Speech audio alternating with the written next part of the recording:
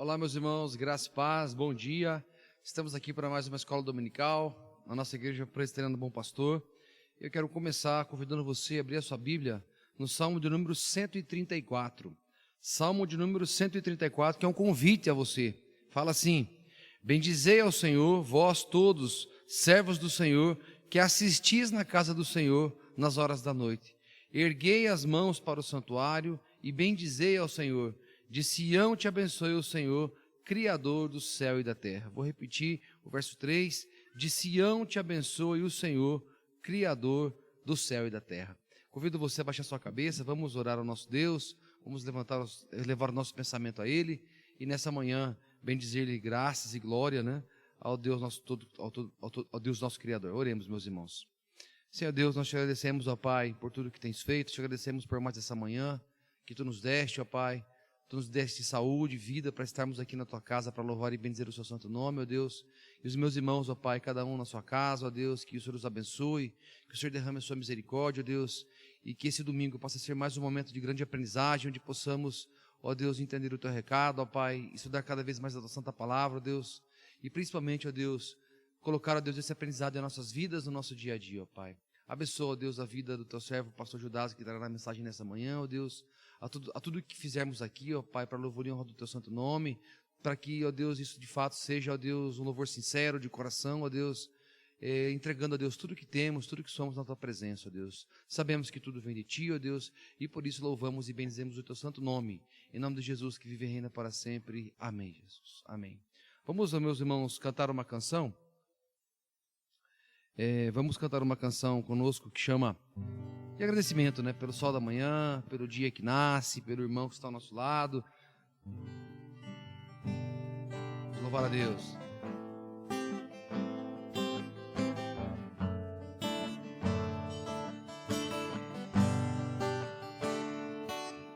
Pelo sol da manhã, obrigado, Jesus.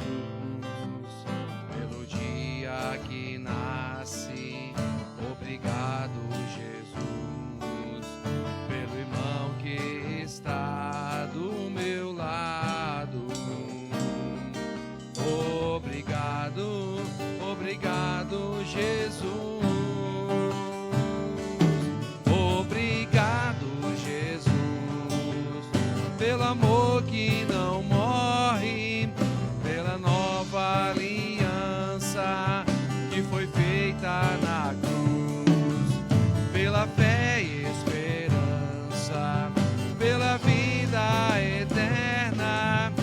Obrigado, obrigado, Jesus, pelo ar que respiro. Obrigado, Jesus, pelo pão que alimenta. Obrigado, Jesus, pela chuva que cai sobre a terra. Obrigado, obrigado, Jesus. Obrigado, Jesus, pelo amor que não morre, pela nova aliança que foi feita na cruz, pela fé e esperança, pela vida eterna.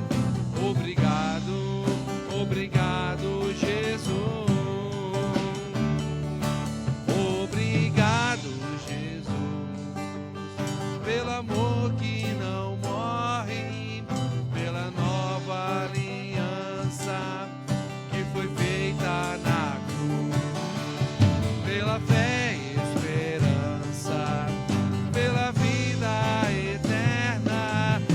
Obrigado, obrigado, Jesus. Obrigado, obrigado, Jesus. Obrigado, obrigado, Jesus.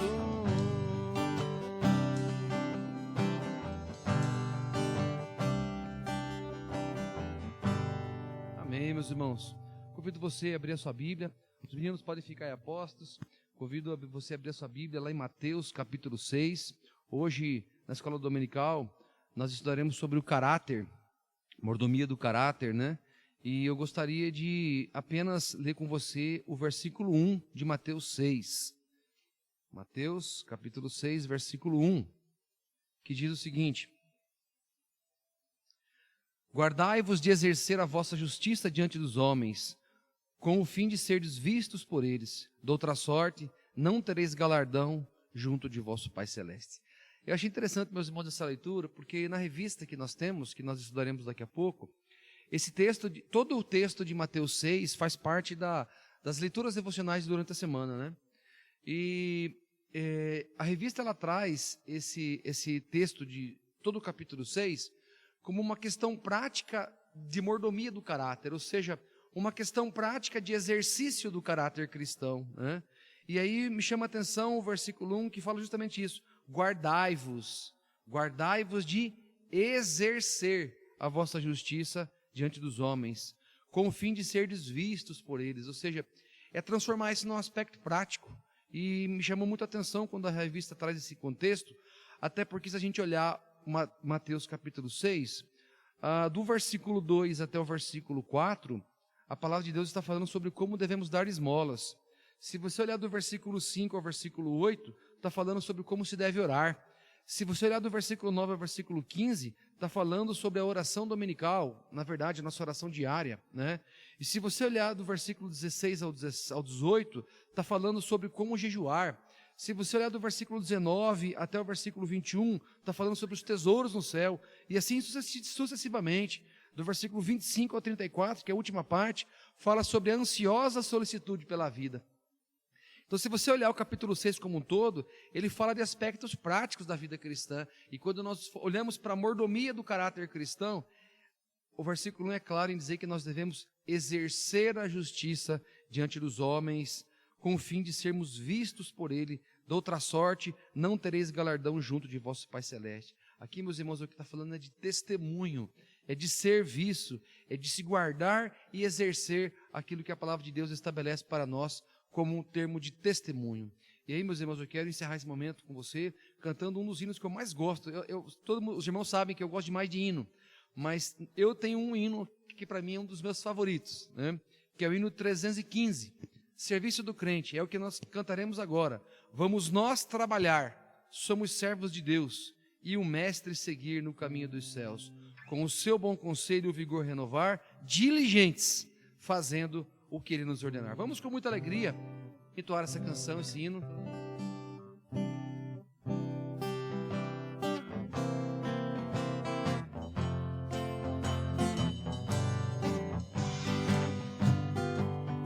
Vamos nós trabalhar, somos servos de Deus, e o Mestre seguir no caminho dos céus, com o seu bom conselho, vigor renovar, diligentes fazendo o que ele ordenar, no labor sem cessar, a seguir a Jesus. Com amor e fé e com oração, a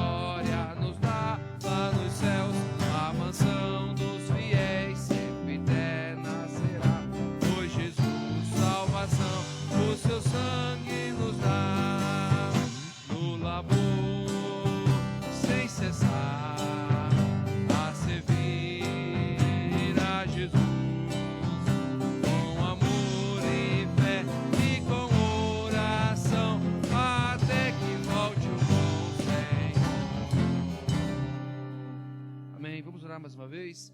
Senhor Deus eterno Pai, estamos diante da Tua presença para louvar e bendizer o Seu santo nome, ó Deus, e queremos declarar, ó Pai, que estamos, ó Deus, diante de Ti, para servir-te, ó Deus, conforme o Teu querer em nossas vidas, ó Pai. Nesse momento que estudaremos agora a Tua palavra, ó Deus, abra os nossos corações, abra o nosso entendimento, ó Deus, prepara, ó Deus, os lábios do reverendo Gildásio, ó Pai, que ele possa falar de Ti aos nossos corações, ó Deus, mas principalmente, ó Pai, que estejamos com as nossas mentes abertas, ó Deus, para estarmos aptos a entender, ó Deus, e aplicarmos isso dia a dia nas nossas vidas e possamos dar testemunho de Ti, aonde quer que estejamos, ó Pai. Nos abençoa, é o que nós pedimos e te agradecemos, em nome do Teu Filho Jesus, que vive e reina para sempre. Amém. Bom dia, irmãos, graça e paz a todos, a todas. Vamos então termos o nosso estudo bíblico da nossa escola dominical. E hoje o estudo será baseado em Mateus capítulo 5, do verso 1 ao verso 11. Eu vou ler o texto bíblico, nós vamos orar e aí então a gente dá continuidade, ok? Mateus capítulo 5 nos diz assim: Vendo Jesus as multidões, subiu ao monte e, como se assentasse, aproximaram-se os discípulos, e ele passou a ensiná-los, dizendo: Bem-aventurados os humildes de espírito, porque deles é o reino dos céus. Bem-aventurados os que choram, porque serão consolados. Bem-aventurados os mansos, porque herdarão a terra. Bem-aventurados os que têm fome e sede de justiça, porque serão fartos. Bem-aventurados os misericordiosos, porque alcançarão misericórdia. Bem-aventurados os limpos de coração, porque verão a Deus. Bem-aventurados os pacificadores, porque serão chamados filhos de Deus. Bem-aventurados os perseguidos por causa da justiça, porque deles é o reino dos céus. Bem-aventurados sois vós, quando por minha causa vos injuriarem e vos perseguirem, mentindo, disserem todo mal contra vós. Regozijai-vos e exultai, porque é grande o vosso galardão nos céus, pois assim perseguiram os profetas que viveram antes de vós. Vamos orar então? Obrigado, Senhor, pela oportunidade de estudarmos a Tua palavra.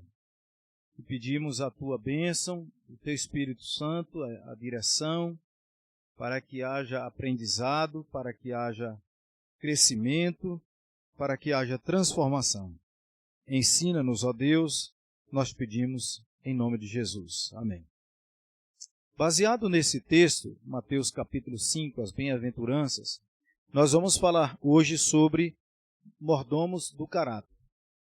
O nosso tema geral do trimestre é mordomia cristã. O que significa mordomia cristã? Significa que tudo foi Deus quem nos deu. Então, não nos pertence, pertence a Deus. Nós somos apenas mordomos, administradores. E hoje, então, nós vamos falar da mordomia do caráter. O que significa caráter? Significa um conjunto de virtudes morais, éticas, de valores elevados. Então, há um caráter cristão, que é um conjunto de valores que caracterizou Cristo e deve, então, caracterizar os seus discípulos. Vamos explicar assim: Jesus, na sua vida terrena e na sua história eterna, ele manifesta valores morais, princípios, e ele não apenas os ensinou, mas ele também viveu. E ele deseja que vivamos, então, dessa maneira. Então, é mais do que um caráter ou uma personalidade. O cristão, ele tem que manifestar o caráter de Cristo através da sua vida. Esse caráter cristão, ele está registrado em várias páginas da Bíblia. Nós escolhemos o registro das bem-aventuranças, mas nós poderíamos, por exemplo, os 10 mandamentos, de certa maneira, aponta para o caráter que Deus quer que vivamos. O fruto do Espírito também aponta para o tipo de caráter que Deus espera de nós. Também Filipenses 4:8, quando fala as coisas que devem ocupar o nosso pensamento, tudo que é verdadeiro, tudo que é respeitável, tudo que é amável, tudo que é puro. Então, essas coisas apontam para o caráter cristão. Hoje nós vamos estudá-los baseado nas bem-aventuranças. Mas, de certa maneira, tem outras listas das bem-aventuranças na Bíblia. Então, quando alguém nasce de novo, quando alguém é regenerado, o Espírito Santo começa a agir na vida dele, mudando o caráter dele, moldando o caráter dele, para que possamos manifestar o caráter de Cristo. Então, a ação do Espírito Santo, por um lado, é tirar o velho caráter, o caráter de Adão, e começar a trazer, então, o caráter de Cristo. Essa é a ação do Espírito Santo. É assim que nós crescemos em santidade. E isso é exercer, portanto, a mordomia do caráter. Então, Jesus ele oferece um resumo do caráter cristão no texto das bem-aventuranças, que é o texto que nós vamos estudar hoje. Então, as bem-aventuranças, elas não registram determinado tipo de personalidade ou uma virtude que uma pessoa deve ter. Não, as bem-aventuranças, elas formam um conjunto de virtudes que todo cristão precisa manifestar. Nós não podemos dizer assim, olha, eu tenho sede e fome de justiça, você é humilde, você é manso. Não, todas as virtudes precisam ser manifestadas por todos os cristãos. Ok? Uma explicação de como nós vamos estudar, então, as bem-aventuranças. São 3 atitudes que vão nos nortear no estudo das bem-aventuranças. Primeiro, nós explicaremos as características da bem-aventurança, mostrando o sentido do texto bíblico. Depois nós vamos explicar como Jesus as viveu e como essa bem-aventurança aplica hoje.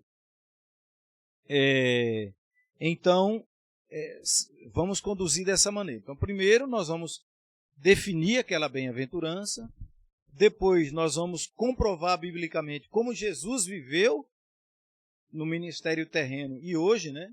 Mas principalmente no ministério terreno, como ele viveu aquela bem-aventurança, e por fim nós mostraremos como nós podemos viver essa bem-aventurança hoje. Apenas uma explicação é que nós não teremos tempo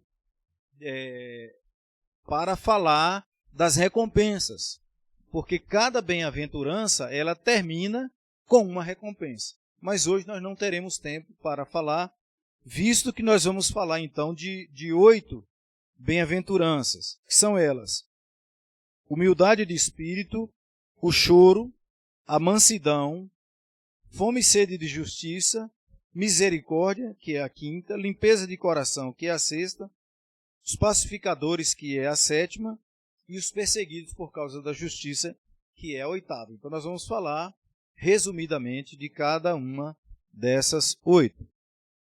Então a primeira, que está aí em Mateus, capítulo 5, verso 3, bem-aventurados os humildes de espírito. A palavra humilde significa no original pobreza ou estado de miséria. Ser humilde de espírito significa apresentar-se diante de Deus como um miserável. É como um mendigo que nada possui. Deus não quer pessoas que acham que têm algo para dar a Deus ou pessoas que se acham especiais. Então, a característica principal do humilde de espírito ou pobreza de espírito, como diz o original, é aquele que olha para si mesmo e não vê em si mesmo nada de especial ou que o torne melhor do que as outras pessoas. Pelo contrário, ele se percebe indigno. Então, essa é a característica primeira, humilde. Humilde de espírito, humildade de espírito, pobreza de espírito. E Cristo, ele mesmo se definiu como alguém que é humilde. Ele diz, eu sou manso e humilde de coração. Vinde após mim, né? Porque eu sou manso e humilde de coração. Portanto, o próprio Jesus, ele se definiu como alguém que é humilde. E Jesus mostrou humildade no texto de Filipenses, capítulo 2, verso de 5 a 8, ele diz assim, tende em vós o mesmo sentimento que houve também em Cristo Jesus, pois ele, sendo Deus, não julgou que a sua divindade era algo a qual ele deveria agarrar-se. Pelo contrário, ele se esvaziou, ele se humilhou, tornando-se obediente até a morte e morte de cruz. Portanto, a principal característica de Jesus foi a humildade, porque ele abriu mão, ele se esvaziou. Então, ele que era rico se fez pobre por amor a nós. Ele que era o Todo-Poderoso se colocou despido, né? Ele passou por essa kenosis, esse esvaziamento. E a humildade hoje, ela é essencial e ela é, de fato, a rainha das virtudes. Um cristão verdadeiro, a principal característica que ele tem que se manifestar é ser humilde de espírito. Segunda característica, o choro. Não se trata de chorar por qualquer coisa. Não significa ser alguém emotivo, alguém que chora demais. Mas o choro aí é alguém que chora por causa do pecado. Primeiro pelo seu pecado. É uma atitude de quebrantamento. E depois também ele chora pelo pecado dos outros. É até uma pergunta que a gente pode se fazer. O que é que tem nos levado às lágrimas? O que é que tem nos feito chorar? Os grandes avivamentos foram marcados por períodos de muito choro, de quebrantamento, chorando pelo seu pecado e pelo pecado de Deus. O nosso Jesus, ele chorou. Ele chorou pelo menos 2 vezes. Ele chorou naquela oração intercessória por Jerusalém, Jerusalém, Jerusalém, que apedrejas os teus profetas e matas aqueles que te foram enviados. Portanto, Jesus chorou por Jerusalém, pelo pecado, né, de Jerusalém, e ele chorou também vendo a incredulidade da multidão quando do sepultamento de Lázaro. Portanto, Jesus foi alguém que chorou. E o cristão, ele deve, numa atitude de quebrantamento, saber chorar pelo pecado e pelo pecado da humanidade. A nossa sociedade hoje, ela chora somente comercialmente. Ela chora diante de filmes muito emotivos, ela chora diante de cenas muito emotivas, mas ela não é capaz de chorar pelo seu pecado e também pelo pecado da humanidade. A terceira característica é mansidão. A palavra mansidão vem da ideia de segurar um animal, vem da ideia assim de força controlada. Portanto, manso é aquele que não usa da violência para resolver seus problemas. Manso é aquele que não usa de violência, nem física, nem verbal, nem emocional, para resolver as suas questões. E também ele não usa da violência para reivindicar um valor ou um direito que ele tenha. Ele vai reivindicar algum direito, ele reivindica com mansidão. E se necessário for, ele abre mão, ele sofre a derrota. Como já falamos, Jesus, ele mesmo disse, aprendei de mim, porque sou manso e humilde de coração. Jesus, em nenhum momento, Jesus usou de violência para resolver nenhum dos seus problemas. Então, manso é aquele que não usa da violência para resolver seus conflitos, não é nem violência física, nem verbal e nem emocional. Nós vemos isso, por exemplo, quando foram prender Jesus, Pedro sacou da arma e feriu o soldado, e Jesus então curou a orelha do soldado e disse para Pedro: Pedro, quem pela espada fere, pela espada será ferido, mostrando que a violência não soluciona os problemas. Então Jesus, ele foi manso de coração. E o que a gente vê hoje, irmãos, são as pessoas defendendo os seus direitos, os seus pretensos direitos, defendendo com violência, gritando, batendo, defendendo armamento. De fato, o cristão, ele é um manso. Quando ele tem problemas, e às vezes tem, porque nós moramos num mundo caído, mas ele não usa da violência para resolver os seus problemas. A quarta característica é fome e sede de justiça. Então, o cristão, ele luta por justiça. E a palavra do Senhor usa duas palavras aqui, fome e sede de justiça. Ou seja, é algo que ele deseja muito, é algo que ele precisa defender a todo custo. Então, significa ter um anseio forte e frequente. Né? Ele luta pela justiça, ele luta pela retidão. Certo?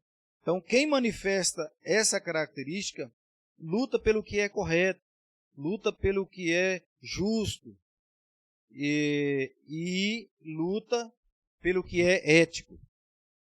Cristo demonstrava fome e sede de justiça. Né? Ele, em todas as atitudes que ele toma, parábolas que ele ensina, Jesus ensina a justiça, principalmente a justiça social. Podemos mencionar, por exemplo, a parábola do bom samaritano. Claramente, Jesus está ensinando ali o valor da justiça social. O mundo, ele é repleto de pessoas que buscam a justiça própria, mas eles não têm fome e sede por ver a justiça no mundo. Ele defende a sua pretensa justiça, mas ele não defende a justiça para os outros. Jesus defendeu. Então nós precisamos lutar e defender a justiça.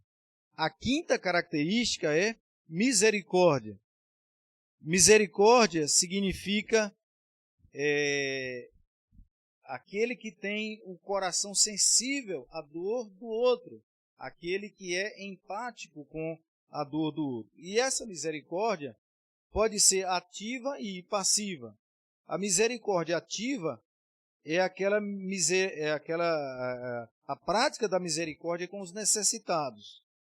E a misericórdia passiva é quando você perdoa alguém que te ofendeu. Jesus praticou a misericórdia em toda a sua vida, tanto a ativa quanto a passiva.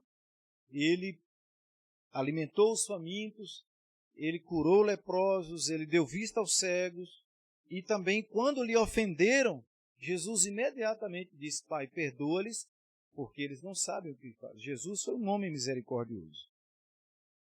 A sexta é limpeza de coração. Aponta para a santidade. É alguém que não tem segundas intenções por trás. Alguém que não faz algo como uma carta na manga. Não há dolo, não há segundas intenções no que ele faz. Ele é limpo de coração. Então, Jesus disse, Jesus enfatiza a limpeza de coração para enfatizar a retidão no interior e não somente no exterior. Porque há uma diferença entre ser limpo de coração e o moralismo. O limpo de coração é aquele que age de uma maneira integral, não há segundas intenções. O moralista é aquele que alcançou algum sucesso em alguma área e por isso ele se julga melhor do que os outros. Ele já caiu na primeira característica lá, que é a falta de humildade. Jesus, ele era limpo de coração, e o farisaísmo e o moralismo não incorrem nessa qualidade. A sétima característica é pacificação, ou alguém que é pacificador. ser pacificador significa ter a habilidade de eliminar intrigas, de nunca semear contendas entre irmãos. Mais do que isso, significa transmitir a paz de Cristo. E um cristão, mais do que ninguém, ele pode ser um pacificador. Por quê? Porque ele já tem paz com Deus, porque existe a paz com Deus, existe a paz de Deus. Então, antes ele era inimigo de Deus, agora ele tem paz com Deus, ele foi reconciliado. E por ter a paz com Deus, ele pode manifestar a paz de Deus àqueles que estão em conflitos. E Jesus foi alguém, portanto, que viveu a paz. Ele mesmo disse: deixo-vos a paz, a minha paz vos dou, não vos la dou como o mundo a dá. E a oitava e última característica, que na verdade não é uma bem-aventurança, porque é aquele que é perseguido por causa da justiça. Então, essa última bem-aventurança não trata de uma virtude, mas de uma consequência das 7 virtudes anteriores. Ser perseguido por causa da justiça não é somente ser maltratado por fazer o que é correto, mas também inclui ser maltratado e perseguido por ser servo de Cristo. E para você ser perseguido, basta você fazer a justiça. Jesus disse assim: todo aquele que quiser viver piedosamente em Cristo Jesus será perseguido. E a gente vê que na história humana, todos aqueles que se levantaram para defender a verdade, a justiça, a honestidade nesse mundo caído, eles foram perseguidos e muitos deles martirizados. Podemos citar Martin Luther King, podemos citar Dietrich Bonhoeffer e tantos outros, que por causa de Cristo se levantaram para defender a justiça. Portanto, meus queridos irmãos, nós concluímos dizendo assim: nós como cristãos, mais do que ninguém, nós precisamos manifestar um caráter cristão. Nós precisamos manifestar na nossa vida o caráter de Cristo. Eliminar o caráter de Adão e manifestar o caráter de Cristo em todas as nossas atitudes. E nós alcançamos isso pela ação do Espírito Santo na nossa vida, através da oração e do exercício da palavra e de todos os exercícios espirituais. Então, meus queridos, Deus abençoe, fiquem na paz, tenham um bom domingo em nome do Senhor Jesus. Amém.